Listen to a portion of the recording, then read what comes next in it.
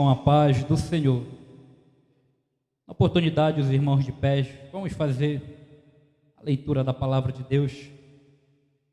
Está lá no Evangelho de Jesus Cristo, o qual escreveu Mateus, capítulo de número 7, e o versículo de número 24 até o 27. Mateus, capítulo 7, versículos 24 até o 27. Quero louvar a Deus pela oportunidade que o Senhor tem dado a todos nós para estar adorando a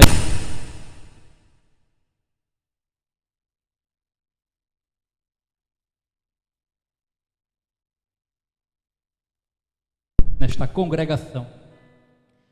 Que Deus continue abençoando cada um de vocês. Amém? Mateus, no capítulo de número 7, versículo 24, diz assim: todo aquele, pois que escuta essas palavras e as pratica, assemelhá-lo-ei ao homem prudente que edificou a sua casa sobre a rocha. E desceu a chuva e correram rios, e assopraram ventos e combateram aquela casa, e não caiu, porque estava edificada sobre a rocha. E aquele que ouve estas minhas palavras e as não cumpre, compará-lo-ei ao homem insensato que edificou sua casa sobre a areia. E desceu a chuva e correram rios, e assopraram ventos e combateram aquela casa, e caiu, e grande foi a sua queda. Podeis assentar em nome de Jesus. Tem uma palavra para os nossos corações nessa noite. Estamos na semana da leitura bíblica, onde, se assim Deus quiser, domingo estaremos comemorando o dia da Bíblia. E hoje é o culto alusivo à Escola Bíblica Dominical, o último do ano, da EBD, o último culto do ano na nossa congregação. Então não tem como, mediante todo esse contexto, não trazer uma palavra nessa noite para mostrar a relevância e a importância da palavra de Deus na minha vida e na sua vida. E como os irmãos bem sabem, serei bem breve, mas preciso de vossas atenções alguns minutos para que a palavra de Deus seja introduzida em nossos corações. E o texto qual nós lemos é um texto bem conhecido de todos nós, a cristandade, a igreja do Senhor, onde no epígrafo, na Almeida, revista corrigida, está escrito os dois alicerces, e eu trago uma pequena exposição sobre esse texto, e eu trouxe o tema, os dois construtores, e eu começo essa mensagem fazendo uma pergunta à amada igreja e a todos: por que é importante nós estudarmos a Bíblia Sagrada? Você já parou para fazer essa interrogação para si mesmo? Por que é importante nós estudarmos a Bíblia Sagrada? Um dia, conversando com o nosso pastor Gabriel,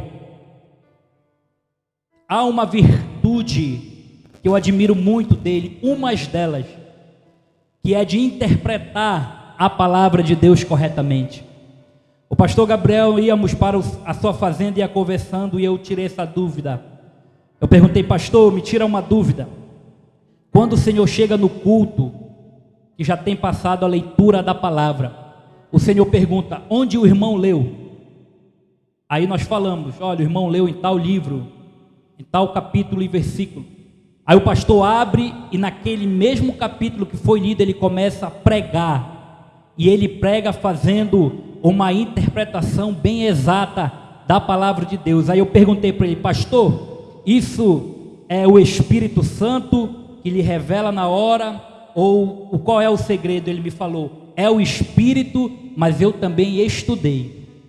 Aí, para quem não sabe, o pastor Gabriel, ele é bacharel em teologia, ele é formado em todas as áreas da teologia, principalmente na pneumatologia ou paracletologia, que é a área que estuda sobre o Espírito Santo. O nosso pastor, ele é formado, ele faz parte da academia de formação de obreiro que teve, eu acredito, há 30 anos atrás, em Campinas, São Paulo. E o pastor Gabriel, ele foi professor de muitos pastores, presidentes de campo no Brasil todo. Então tem muita gente que, quem não conhece o pastor, acha que o pastor não tem uma formação, mas ele é formado. O pastor Gabriel também é juiz da vara da família, né? Para quem não sabe, ele tem também ali o seu, parecido com aquilo que os policiais têm, né? Um distintivo de juiz, né? Ele é juiz, se ele quiser mandar prender um, ele tem essa autoridade. Então ele me falou isso: meu filho, é o Espírito Santo, mas eu também estudei. Então aí está a importância do estudo da palavra em nossas vidas. O Senhor Jesus disse aos discípulos certa vez: eu vou para o Pai, mas não lhe deixarei órfãos, verá outro, o Espírito Santo Consolador. A Jesus, ele fala uma frase dizendo: e ele vai fazer lembrar, né? Ele vos lembrará das palavras que eu vou lhe dizer. Um dia um irmão disse para mim: irmão John, não é preciso estudar a Bíblia, eu tenho apenas que orar e o Senhor vai mandar do céu a revelação. O Senhor diz que nós só vamos lembrar daquilo do que Ele já falou. E o versículo que diz que na presença de juízes, líderes, presidentes, governadores, o Senhor disse para nós não se preocupar, que Ele ia colocar palavras em nossa boca. Aquele versículo da Bíblia, Ele está falando quando estivermos na presença de uma autoridade, não quando estivermos apenas pregando a palavra de Deus. O certo é que o estudo da palavra é de suma importância para mim e para você. A EBD, que é a Escola Bíblica Dominical, que trabalha na área desse estudo, é de suma importância para nossas vidas, para a formação, não somente de obreiro, mas de cristãos com caráter verdadeiramente do céu. E eu trouxe uma palavra para os meus irmãos, falando sobre esta Bíblia, a Bíblia Sagrada. O texto que nós lemos é bem conhecido, e o Senhor ali coloca dois quadros, duas situações, dois construtores que constroem uma casa sobre a rocha e o outro que constrói sobre a areia. E esta Bíblia Sagrada, que eu e você portamos em nossas mãos, às vezes no celular, tablets ou computadores, ela não é apenas um livro, mas elas são vários livros inspirados pelo Espírito Santo e colocado tudo junto e formado a Bíblia.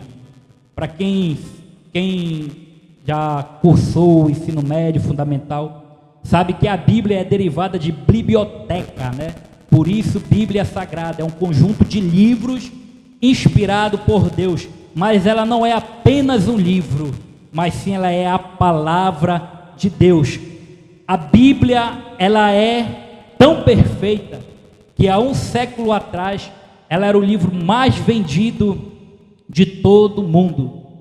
E hoje a Bíblia continua sendo o livro mais vendido do mundo todo. Se você for fazer essa pesquisa, é o livro mais buscado. Bíblia Sagrada, Bíblias de estudo. Ela é tão atual, como diz um teólogo, do que o jornal de amanhã. Há uma palavra que às vezes sempre eu usava muito ela, que eu dizia que a palavra do Senhor se renovava toda manhã. Aí depois, com o tempo, foi ver que esta palavra, além de ela não estar na Bíblia, ela é uma heresia, né? Porque só pode renovar aquilo que perde o valor, e a Bíblia, ela nunca perde o valor, ela é nova o tempo todo. Quantos podem adorar a Deus por esse motivo? O mundo está tentando apagar, mas não consegue. Por quê? Porque o próprio Jesus, Filho de Deus, disse: passará a terra, passará o mar, passará tudo, mas a minha palavra não há de passar. Por isto a Bíblia Sagrada, ela é tão atual do que a notícia que vai sair amanhã. Esse é um dos motivos o qual nós temos o dever de estudar esta palavra. Tiago, no capítulo 1, versículo 22, ele vai dizer: não sede apenas ouvintes da palavra, mas também cumpridores. O que ele está dizendo com isso? Que a palavra ela não é feita apenas para nós ouvir, mas esta palavra ela é feita para nós vivermos. Irmãos, o meu testemunho de convenção, eu aceitei Jesus a 14 quilômetros dentro da mata, no centro do Pacajá. Apenas uma Bíblia Sagrada na minha mão, eu não era crente.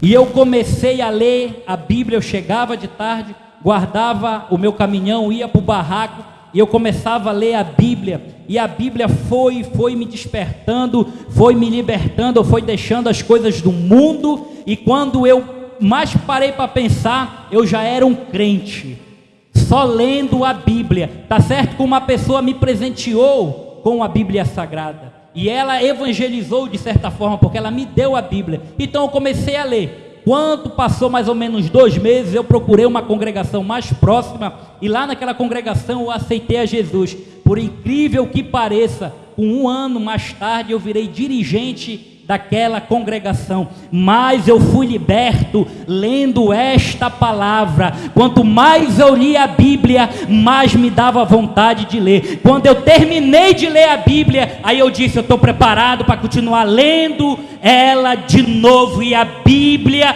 tem sido a base de sustentação para mim e para a tua família.